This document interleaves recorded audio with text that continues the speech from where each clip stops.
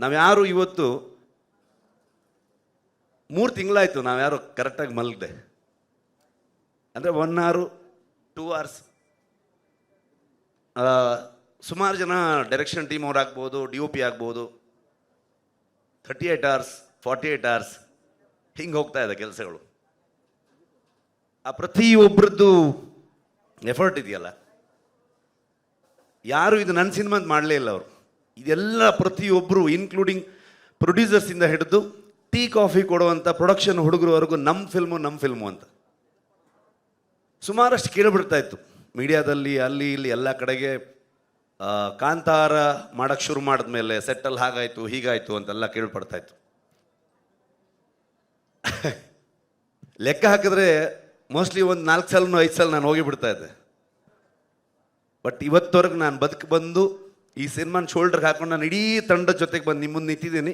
2ನೇ ತಾರೀಕು ಈ ಸಿನಿಮಾ ನಿಮಗೆ ತೋರಿಸ್ತೀವಿ. ಓನ್ಲಿ ರೀಸನ್ ನಾನು ಹಿಂದೆ ನಿಂತಿರೋದು ಆ ದೈವ ಅನ್ನೋದು ಅಷ್ಟೇ ನಂಬಿಕೆ. ದೈವದಿಂದನೇ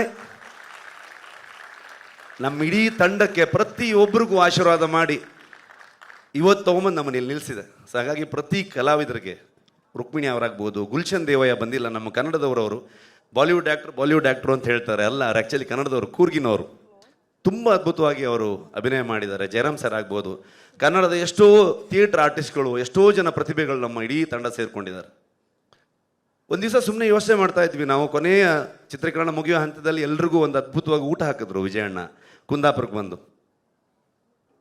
ಅವಾಗ ನಮ್ಮ ಇಡೀ ಕುಂದಾಪುರ ಮತ್ತು ಆ ಸುತ್ತಮುತ್ತ ಎಲ್ಲ ಒಂದು ಮಿನಿ ಫಿಲ್ಮ್ ಸಿಟಿ ಥರ ಆಗೋಗಿದೆ. ಅಲ್ಲೆಲ್ಲ ಇನ್ನೆಷ್ಟು ಸಿನಿಮಾ ಬೇಕಾದ್ರೆ ಶೂಟಿಂಗ್ ಮಾಡ್ಬೋದು, ಆ ಥರದಲ್ಲಿ ಬೆಳೆದಿದೆ ಅದು. ಅವಾಗ ನಾನು ಲೆಕ್ಕ ಹಾಕ್ತಾ ಇದ್ದೆ. ಅಂದರೆ ನಾರ್ಮಲಿ ನಾವು ದೇವಸ್ಥಾನದಲ್ಲಿ ಹೋಗಿ ಸೇವೆ ಕೊಡ್ತೀವಿ, ಅನ್ನ ಸಂತರ್ಪಣೆ ಕೊಡ್ತೀವಿ, ಇನ್ನು ಯಾವುದೋ ಒಂದು ಹುಟ್ಟುಹಬ್ಬದ ದಿವಸ ಒಂದಷ್ಟು ಆಶ್ರಮಗಳಿಗೆ ಅಥವಾ ಬೇರೆ ಬೇರೆ ಜಾಗದಲ್ಲಿ ಒಂದು ಸೇವೆಯನ್ನು ಕೊಡುವಂಥದ್ದು, ಒಂದು ಒಳ್ಳೆಯ ಒಂದು ವೈಬ್ಗೋಸ್ಕರ, ಒಂದು ಆಶೀರ್ವಾದಕ್ಕೋಸ್ಕರ ಅಂತ ಲೆಕ್ಕ ಹಾಕಿ ನೋಡಿದಾಗ 3 ವರ್ಷದಲ್ಲಿ ಒಂದು ನಮ್ಮದು ಎಲ್ಲ ದಿನಗೂಲಿ ಲೆಕ್ಕನೇ. ಒಂದು ಲೆಕ್ಕಕ್ಕೆ ನೋಡೋಕ್ಕೆ ಹೋದರೆ ಅದನ್ನು ಲೆಕ್ಕ ಮಾಡಿದ್ರೆ ಒಂದು ಮ್ಯಾನರ್ಸ್ ಅಂತ ಲೆಕ್ಕ ಮಾಡಿದ್ರೆ ಲಿಟ್ರಲಿ ಒಂದು 4 ರಿಂದ 4.5 ಲಕ್ಷ ಮ್ಯಾನರ್ಸ್ಗೆ ಊಟ ಹಾಕಿದ್ದಾರೆ ಹೊಂಬಾಳೆ ಸಂಸ್ಥೆ ಈ ಸಿನಿಮಾದಿಂದ. ಸಿನಿಮಾದ